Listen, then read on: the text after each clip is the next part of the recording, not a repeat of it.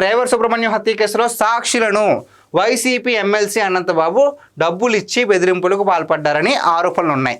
So అయితే ఈ బెదిరింపులకు భయపడి నలుగురు సాక్షులు పోలీసులను ఆశ్రయించారండి. సో ఆశ్రయించిన తర్వాత వైసీపీ ఎమ్మెల్సీ అనంతబాబును అరెస్ట్ చేసేందుకు పోలీసులు విస్తృతంగా గాలింపు చర్యలు చేస్తున్నారు. ఏంటి గాలింపు చర్యలు అంటే? ఆయన పరారులో ఉన్నారు అని అర్థం, అంటే లేరన్నమాట.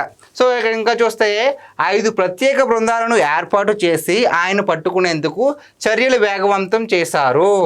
సో మరి ఒడిశా, హైదరాబాద్, తమిళనాడు వంటి ప్రాంతాలకు పోలీసు బృందాలు వెళ్ళనున్నాయి. మొత్తం 5 సిఐలు, 10 మంది ఎస్ఐలతో ప్రత్యేక టీంను ఏర్పాట్లు చేసినట్లు మరి పోలీసు అధికారులు తెలపడం జరిగింది. సో 5 సిఐలు అండి, 10 మంది ఏమో ఎస్ఐలతో ప్రత్యేక టీంను కూడా ఏర్పాటు చేయడం జరిగింది.